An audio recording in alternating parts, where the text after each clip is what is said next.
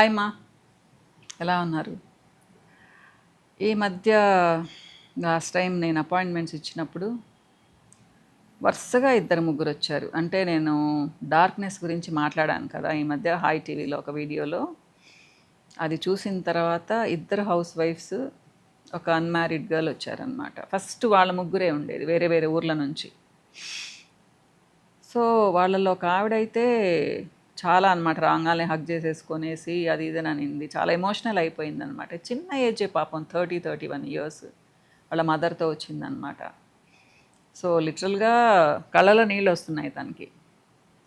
ఏంటిమ్మా అంటే, మేడం అసలు నేను ఒక స్టేజ్లో చనిపోదాం అనుకున్నాను, మీ వీడియోస్ చూసి మారాను మేడం, ఈ డార్క్నెస్ గురించి మీరు అప్పుడప్పుడు మాట్లాడుతుంటారు కదా, మీ మోటివేట్ అయ్యాను అని చెప్పేసి. అసలు ఎందుకు చనిపోదాం అనుకున్నారు, పిల్లలు లేరా అని చెప్పి అడిగాను. 2 బిడ్డలు మేడం అని చెప్పింది. మరి 2 బిడ్డల్ని పెట్టుకొని చనిపోవాలనే ఆలోచన ఎలా వస్తుంది మా? బిడ్డల్ని కన్న తర్వాత అసలు చనిపోదామని ఎందుకు అనుకుంటారు అని చెప్పాను నేను. ఎట్లా అనుకుంటారు మీరు, అసలు సెల్ఫిష్నెస్ కాదా అని చెప్పేసి. నేను నిజంగా అనుకుంటాను మా, బిడ్డలు పుట్టిన తర్వాత చనిపోదామని చెప్పేసి చనిపోయే వాళ్ళు చాలా సెల్ఫిష్ పీపుల్. మనం చనిపోతే బిడ్డల్ని ఎవరు చూస్తారు మా? చెప్పండి. ఎక్కడో ఒక 2% మగవాళ్ళు పిల్లల్ని కేర్ తీసుకుంటారేమో, మిగతా వాళ్ళు కేర్ తీసుకోరు. నిజం. మనము చాలా స్ట్రాంగ్ మా, మెంటల్లీ స్ట్రాంగ్. నిజమే, కష్టాలు వస్తాయి అనిపిస్తుంది కూడా ఒక్కొక్కసారి, ఎందుకు ఈ లైఫ్ అనిపిస్తుంది. కానీ మనల్ని మనం మోటివేట్ చేసుకోవాలి మా. బిడ్డల్ని చూస్తే ఆలోచన కూడా రాకూడదు. బిడ్డల్ని కన్న తర్వాత చనిపోతే వాళ్ళ పరిస్థితి ఏంటి? మన బాధ్యత కాదా బిడ్డల్ని చూసుకోవాల్సిన బాధ్యత? ఇప్పటి రోజుల్లో బిడ్డల్ని కని వదిలేసి వెళ్ళిపోయి అమ్మల గురించి చాలా వింటున్నాం. వాళ్ళు అసలు ఏం మనుషులో కూడా నాకు అర్థం కాదు అసలు. అంటే మరి కాలం మారుతుంది, మనలో ప్రేమ ఆప్యాయత కూడా తగ్గిపోతున్నట్టున్నాయి ఆడవాళ్ళల్లో కూడా. బేసిక్గా ఉండే సహజ గుణాలు మనకు అవి కూడా పోగొట్టుకుంటున్నామా అనిపిస్తుంది మనము. ఒకప్పుడు అమ్మ అంటే త్యాగమ్మ, బిడ్డల కోసం ఏమైనా చేస్తుంది కదా. మేము కూడా అలానే ఉన్నాం అసలు. మా నెక్స్ట్ జనరేషన్స్ కూడా అలానే ఉన్నాయి, ఒక 2 జనరేషన్స్ తర్వాత మరి ఏమైపోయిందో తెలియదు. ఇంత సెల్ఫిష్నెస్ ఎలా వస్తుందో తెలీదు. సరే, టాపిక్ డైవర్ట్ అవుతున్నాను. అసలు ఎందుకు పాప, ఎందుకు ఇలా అయిపోయావు అని అడిగాను అనమాట. అంటే చెప్పింది, మేడం నేను కలర్ తక్కువ ఉన్నానని చెప్పి ప్రతి ఒక్కళ్ళు కామెంట్ చేయడం. అంటే నేను నవ్వాను. కలర్ తక్కువ ఉన్నామని ఏంటమ్మా, దానికి కామెంట్ చేస్తే చనిపోతారనుకుంటారు అంటే మీకేం తెలుసు మేడం. అసలు మా వారైతే ఇంటికి రావడం కూడా మానేశారు. మా అత్తగారైతే అసలు నువ్వు తిరుగుతుంటే ఏంటో ఎలుగుబంటి తిరిగినట్టుంది, ఏదో వాడింది మా వర్డ్, నాకు కరెక్ట్గా అదే, అంటే డార్క్గా ఉండే యానిమల్ తిరుగుతున్నట్టుంది.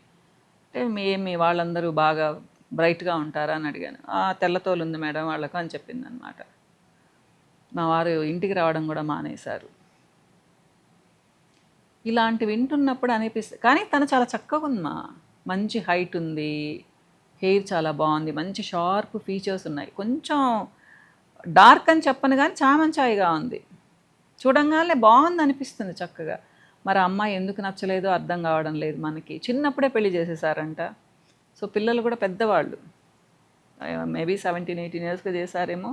అమ్మాయికి 30 ఇయర్సే, 14-15 ఇయర్స్ పిల్లలు ఉన్నారు. సో 30-31 అనుకుంటాను, నాకు కరెక్ట్గా ఏజ్ కూడా గుర్తులేదు. పాపం నేను అదే చెప్పాను, మరి ఏం చేయాలనుకుంటున్నావు అని చెప్పాను. నీ కాళ్ళ మీద నువ్వు నిలబడమ్మా, ఏడిస్తే ఎవరికి జాలి అని చెప్పాను. అంటే అదే మేడం, నేను ఒక జాబ్కి వెళ్తున్నాను, ఆ జాబ్ చేసే నా బిడ్డల్ని బతికించుకుంటున్నాను అని చెప్పింది అనమాట. సో ఇలాంటివి వింటున్నప్పుడు మనం వీళ్ళకి కొంచెం ఎమోషనల్ సపోర్ట్ ఇవ్వాలి అనిపిస్తుంది కదమ్మా, అవునా కాదా? అంటే నేను వింటూ ఉంటాను, డార్క్గా ఒక అమ్మాయి ఉన్నా ఒక అబ్బాయి ఉన్నా వాళ్ళని కూర్చొని, నువ్వు నల్లగా ఉన్నావు, మీ అక్క తెల్లగా ఉంది, మీ చెల్లెలు బ్రైట్గా ఉంది, మీ అమ్మ అంత బాగుంది, నువ్వేంటి ఇలా ఉన్నావు అని అబ్బాయిలు కూడా కామెంట్ చేస్తారు. అబ్బాయిలు దులిపేసుకొని పోతారు అనుకుంటాము, లేదు మా అబ్బాయిలు కూడా పాపం చాలా సెన్సిటివ్గా ఉంటారు. అసలు ఒకళ్ళు నల్లగా పుడితే మనం ఎందుకంత కామెంట్ చేయాలి? వాళ్ళ తప్ప అది? నల్లగా ఉండేవాళ్ళు ఏమీ మనుషులు కాదా? ఎందుకమ్మా ఇలా మారిపోతున్నాం మనము? నవ్వుతాము వాళ్ళని చూస్తే.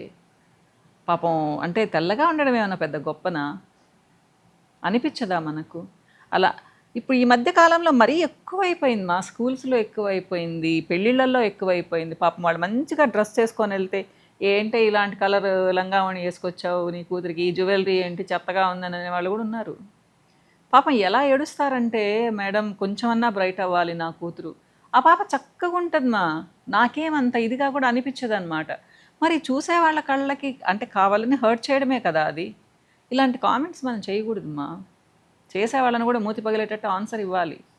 ఎదుటి మనిషి ఎలా ఉంటే కొంచెం వీలైతే పొగడండి, లేదా కామ్గా ఉండండి, చూడండి, లేదా నైస్గా చెప్పండి. ఏంటి పాప కొంచెం డార్క్గా ఉంది కదా, కొంచెం వేరే కలర్ వేయండి అని చెప్పండి. కానీ బ్లంట్గా మొహాల మీద ఎలా చెప్తారు మా అలా? ఈ అమ్మాయిని కూడా ప్రతి ఒక్కళ్ళు కామెంట్ చేస్తారంట. ఎలా వస్తారు వాళ్ళు, తెల్లగా ఎలా వస్తారు? నిజమే, మా ప్రొఫెషన్ తెల్లగా తీసుకురావడము. కానీ ఏమైనా 100% తెల్లగా వస్తారా? రారు కదా. ఒక 30-40 అమ్మాయి ఫెయిర్నెస్ ట్రీట్మెంట్ కోసమే వచ్చింది నా దగ్గరికి. నీట్గా చెప్పి పంపించాను. 2 క్రీములు ఇచ్చి, మామూలు క్రీములు, నువ్వు చాలా బాగున్నావమ్మా, అంత బాధపడాల్సిన అవసరం లేదు అని చెప్పేసి. అంటే ఇది నేను ఒకటి ఎగ్జాంపుల్ చెప్పాను. ఇలాంటి వాళ్ళు అపాయింట్మెంట్స్ ఇచ్చినప్పుడు కనీసం 4-5 వస్తారు. కలర్ గురించనే కాదు, ఇంకా చాలా చాలా ఆస్పెక్ట్స్ మీద వస్తూ ఉంటారనమాట. అంటే మేడం, ఆ రోజే ఇంకొక ఆవిడ కూడా వచ్చారు. ఒక 60 years ఉంటాయి. మేడం, నేనేదో కావాలంటే నా కోడలు ఈ ఏజ్లో కూడా మీకు అవసరమా అనింది అని చెప్పేసి అనమాట. ఆ అమ్మాయి ఎవరమ్మా మిమ్మల్ని అనడానికి అని చెప్పాను. అంటే ఈవిడ దగ్గర చాలా డబ్బులు ఉన్నాయి, కోడళ్ళు ఎందుకు అనాలి, నోరు మూసుకొని చెప్పండి అని చెప్పాను నేను. ఏదో చిన్న విషయమ్మా, నాకు గుర్తులేదు అది సరిగ్గా. మనం చనువిస్తే నెత్తికెక్కుతారనేది ఇదే. మనల్ని ఒక ఏజ్ వచ్చిన తర్వాత పిల్లలు కూడా కామెంట్ చేయకూడదుమా. అల్లుళ్ళు కోడళ్ళేంది మనల్ని కామెంట్ చేసేది మన మొహం మీద. అదే అంటారు, ఆత్మవిశ్వాసంతో ఉండండి. కనీసం మనల్ని మనం కొంచెం గమనించుకుంటూ బెట్టుగా అంటే మన జోలికి రారు వాళ్ళు. నేను అదే చెప్తాను. పెద్దవాళ్ళమైన తర్వాత కూడా చాలా హర్ట్ అవుతామ్మా. మనకు కూడా చిన్న చిన్న కోరికలు ఉంటాయి. దీని మీద కూడా ఒక వీడియో చేశాను, మీరు చూశారు. ఎదుటి వాళ్ళు ఎవరమ్మా మనల్ని అనడానికి? సో అనిపించుకోకండి. ఇట్లాంటివి చాలామంది వస్తూ ఉంటారు ప్రాబ్లమ్స్, పాపం వాళ్ళవన్నీ చెప్తూ ఉంటారు. నాకైతే చాలా బాధేస్తుంది. నేను అట్లనే చెప్తాను నేను. అంటే మళ్ళీ మీరు అనొచ్చు, మీరు భలే నేర్పిస్తున్నారని. ఈ మధ్య కూడా ఒక అమ్మాయి కామెంట్ పెట్టింది కదా, మా అత్తమ్మకు 60 సంవత్సరాలు, మీ వీడియోలు చూసి చాలా చిన్న పిల్లలాగా బిహేవ్ చేస్తుంది అని చెప్పేసి. చిన్న పిల్లల్లాగా కాదు మా, వయసు శరీరానికి వస్తుంది. బాగా కొంతమంది హుషారుగా ఉండేవాళ్ళు హుషారుగానే ఉంటారు. అంటే చిన్నపిల్లలాగంటే ఎగురుకుంటా గంతులేస్తూ ఉంటారా ఏంటి?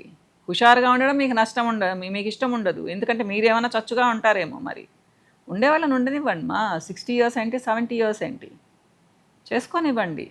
మీకు ఎబ్బెట్టుగా ఏదన్నా మరీ అనిపిస్తే అప్పుడు స్మూత్గా చెప్పండి. అనవసరంగా కామెంట్ చేసే అధికారం లేదు అసలు. ముఖ్యంగా కోడళ్ళకి అసలు ఉండదు, కూతుర్లకు కూడా ఉండదు. నైస్గా చెప్పాలి ఏదైనా కానీ. పెద్దవాళ్ళు పిల్లల్ని ఏదైనా ఒక మాట అనొచ్చు, కానీ పిల్లలేంది మా పెద్దవాళ్ళని అనేది? మనమే చనువిస్తున్నాం అలాంటప్పుడు. ఆలోచించుకోండి. సో ముఖ్యంగా ఏంటి అంటే, చివరిగా నేను చెప్పేది, డార్క్గా ఉండే వాళ్ళని దయచేసి కామెంట్లు చేయకండి మా. ఇంకా కావాలంటే ఎంకరేజ్ చేయండి. మంచిగా ఉన్నావు, చక్కగా ఉన్నావు అని ఎంకరేజ్ చేయండి. వాళ్ళు కొంచెం కాన్ఫిడెన్స్తో ఉంటారు. మీరు కామెంట్ చేస్తే పాప నిజంగానే వాడు చాలా డల్ అవుతారు మా. మన ఇంటికి కోడలే వచ్చింది, కొడుకు చాలా బ్రైట్, కోడలు యావరేజ్ కలర్. ఏమవుతుంది, మనమే కదా నచ్చి చేసుకున్నాము. ఆ అమ్మాయిని ఉదయం లేచి కామెంట్ చేస్తూ ఉంటే మన ఇంట్లో ఎలా ఉండాలి మా అమ్మాయి? అదేమన్నా పెద్ద గొప్పనా? చుప్పనాతితనమే కదా. ఆలోచించండి. కలర్ గురించి కామెంట్ చేయకండి మా, ప్లీజ్. ఇంకో వీడియోలో మళ్ళీ కలుస్తాను మా.